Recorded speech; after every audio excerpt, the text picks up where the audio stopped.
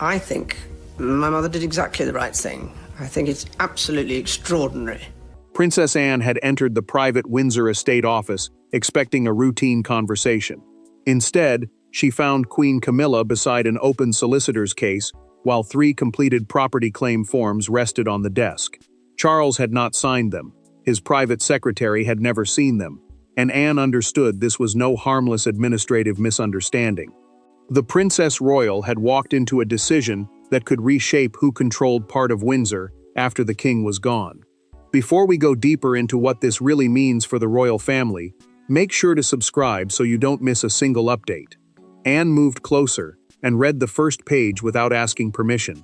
The Windsor Estate Office, a private administrative suite where property advisors, secretaries, and lawyers handle household and estate arrangements, was not a place senior royals normally used to make personal claims themselves. Yet Camilla had come personally. The Queen Consort was seeking 3 fictional protections: lifetime occupancy rights, expanded beneficial use rights over a Windsor residence, and a formal financial interest linked to privately controlled estate arrangements. In plain terms, those rights could give her use and financial protection even if future family decisions changed. Camilla kept one hand near the papers. Anne looked at her and asked, "Does my brother know these are being filed?" The Queen Consort did not answer. That silence carried more weight than any denial could have done, because the problem was no longer property, it was secrecy. Anne felt anger rise beneath her control, as she realized these protections were being advanced before Charles had approved them. Then Anne saw something worse. One claim had already been initialed by an estate intermediary, meaning someone inside the process had moved it beyond a draft. The Princess Royal turned another page and found a handwritten instruction clipped to the folder: submit before review. Charles's estate review, meaning the formal examination of private property arrangements before approval, had not yet taken place. Anne immediately demanded to know who had ordered the filing to move first. Camilla finally spoke. She told Anne that stopping the submission would not make the underlying problem disappear. The Queen Consort warned that Charles had been avoiding a decision about her future security for weeks, and she believed the coming review could close the door. Anne did not argue. She closed the folder, pulled it toward herself, and said nothing would leave that office until Charles had read every page. Camilla stared back at her, wounded but defiant. Anne believed she had stopped a secret legal maneuver, but she was about to discover why Camilla had taken such a dangerous risk, and what each of them believed Windsor truly owed them. Behind the paperwork were 3 people carrying very different fears. Anne feared that her brother's trust was being exploited. Camilla feared that her position could become dangerously uncertain the moment Charles was no longer able to protect it personally. And Charles, still unaware of what had happened inside the estate office, believed the people closest to him understood the one boundary he considered sacred. Family decisions could be difficult, but they could never be made behind one another's backs. Princess Anne had always seen loyalty as something practical, not sentimental. She believed protecting continuity meant asking difficult questions when others preferred silence, especially where Charles was concerned. The king could be patient to a fault with people he loved, and she knew affection sometimes made him postpone decisions that should have been confronted sooner. For Anne, the estate issue mattered because it was not just about a house. It was about whether private family arrangements could quietly limit future choices before the monarch had even agreed to them. Camilla carried a different fear entirely. Earlier that morning, she had sat alone rereading a short estate briefing before folding it twice and placing it inside her handbag. The Queen Consort understood that an estate briefing was simply a private summary of property rights, financial protections, and future arrangements. Yet the words felt anything but simple. After years inside royal life, she had begun to worry about what would remain truly hers if circumstances changed suddenly. Residence, financial independence, personal security, each one now felt tied to decisions she did not fully control. Charles had been thinking about the same issue from another direction. In a private conversation recorded in the fictional household account, he told a senior aide that he wanted estate matters handled without turning family into beneficiaries competing across a table. The king feared that property could become a symbol of loyalty, and once that happened, every discussion would become personal.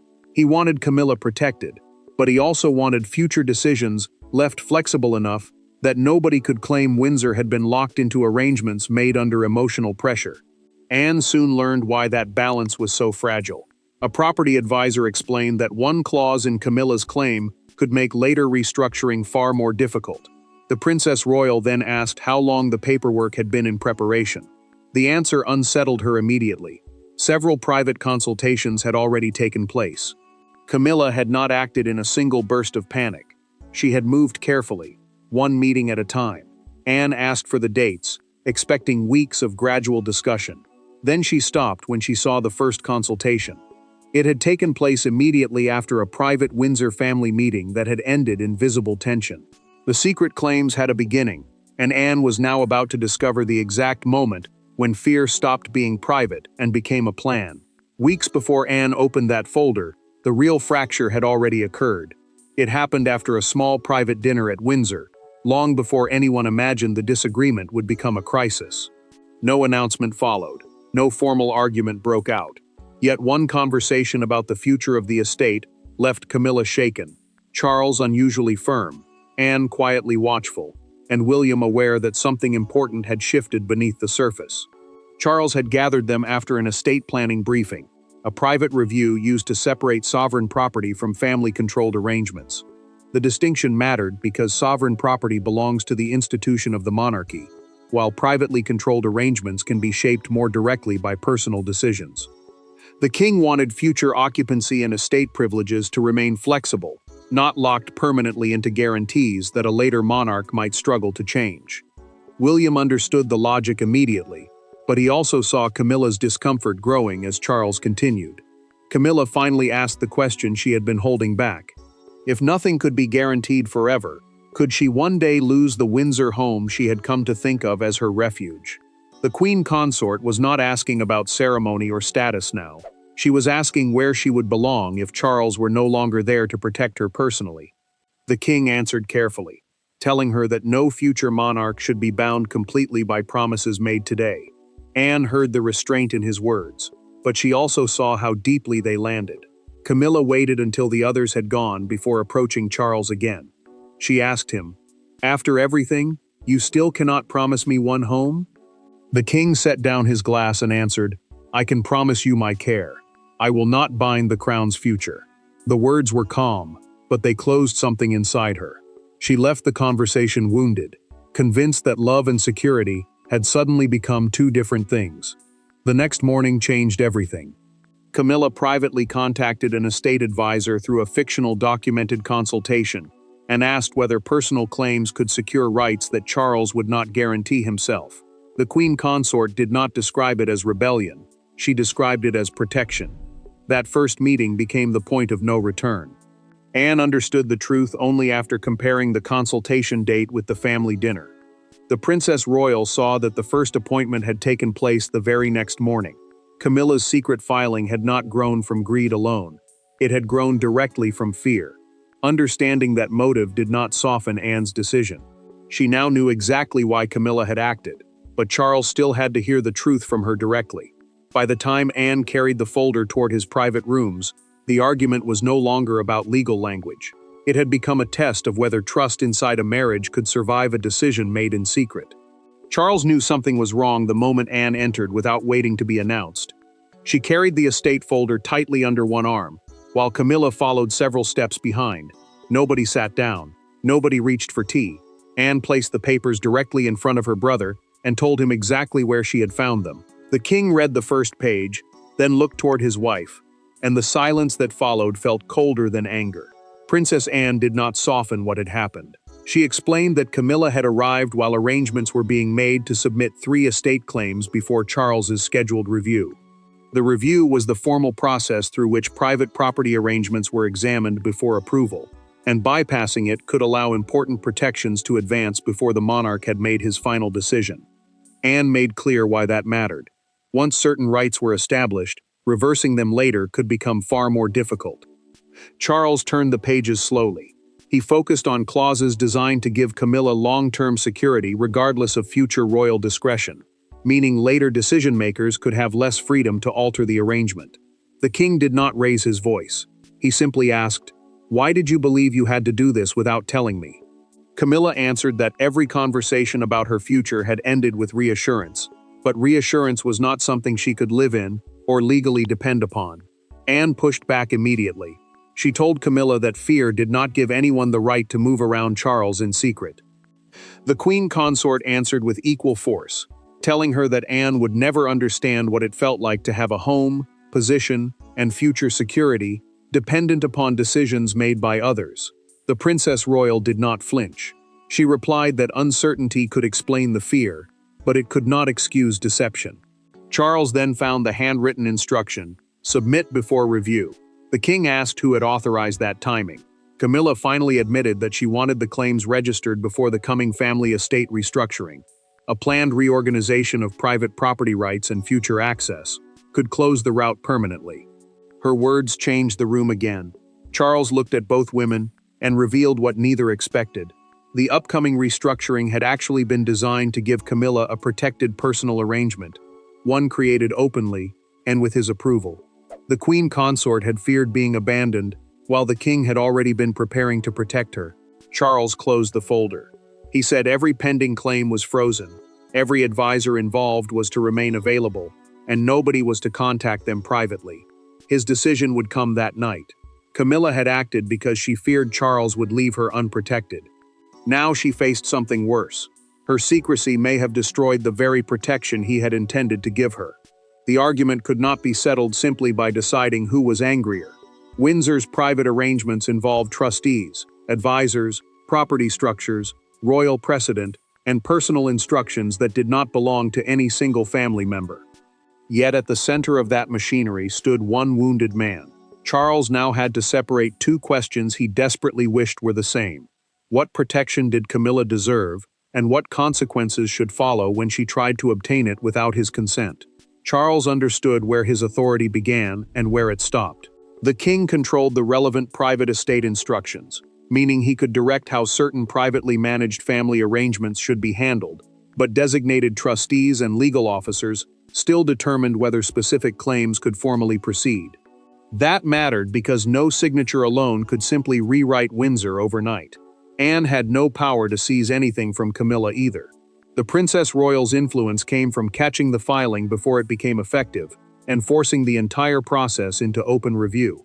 Charles remained alone after the others left. He removed his glasses, found Camilla's signature again, and stared at it longer than he wanted to admit. The king was not only reading a legal request now, he was looking at proof that his wife had prepared for a future she feared he might not secure for her. He finally turned the page face down, but the feeling did not disappear with it. William joined him quietly a short time later.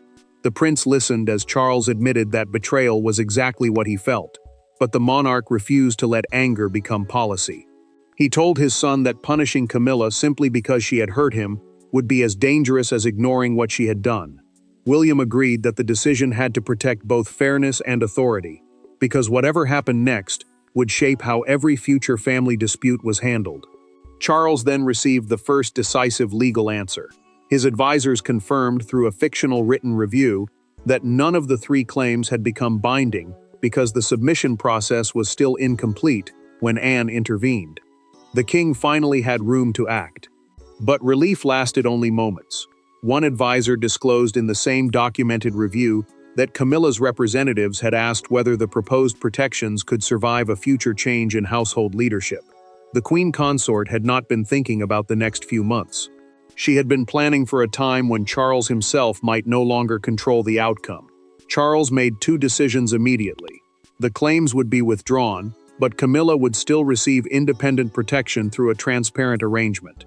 Then came the harder order. Every consultation, instruction, and intermediary connected to the secret filing was to be traced. Charles had found a way to protect his wife without rewarding secrecy. But once the paper trail began moving backward, the crisis was about to grow far beyond the marriage. By morning, the atmosphere around Windsor had changed. Camilla had not lost a title, a residence, or her place beside Charles, but something less visible had disappeared: unrestricted trust. Estate officers who once accepted informal instructions now wanted written approval. Private consultations were suspended. Aides who had once treated her requests as routine had become careful. and the Queen Consort finally understood that the deepest punishment was not what Charles had taken away, but what he no longer assumed. Charles moved quickly to contain the damage. The king ordered all three claims formally withdrawn before completion, and required any new estate-related instruction involving either spouse to be confirmed in writing. That mattered because informal access had allowed the earlier process to move too far without his knowledge. The advisor connected to the premature filing was also removed from direct royal family work, pending an internal review, meaning a formal examination of how the confidential process had been handled. Camilla's private route into the estate machinery was now closed. Camilla felt the change almost immediately. She entered a morning meeting expecting the estate briefing that had been scheduled days earlier, only to discover that the documents were no longer waiting for her. An aide quietly told her that the discussion would proceed only when Charles was present. The Queen Consort stiffened at first, then fell silent. Nothing had been taken publicly, yet she knew exactly what the new rule meant. Her judgment was no longer being accepted without verification.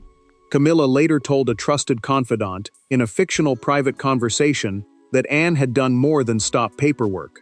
She had forced Charles to look at his wife as someone whose instructions now had to be checked.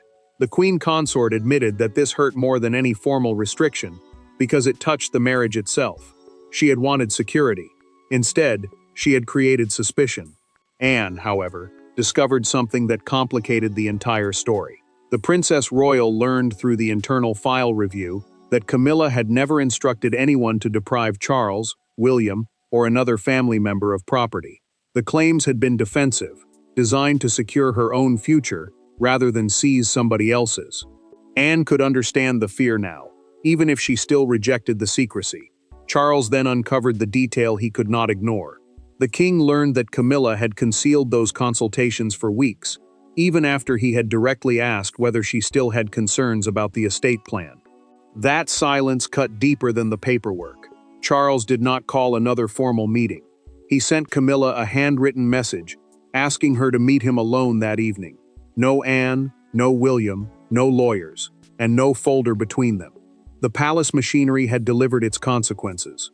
What remained could only be settled by two people speaking as husband and wife. That evening, there were no advisors waiting outside the door, and no documents spread across the table. Charles and Camilla sat opposite one another, in a private Windsor sitting room, where the argument could no longer hide behind legal language. He did not begin by accusing her. He asked one question. Why didn't you trust me enough to tell me you were frightened? For the first time since Anne discovered the claims, Camilla stopped defending what she had done. Charles knew the institutional battle was already over. The claims had been withdrawn, the private filing route was closed, and no secret arrangement could move forward.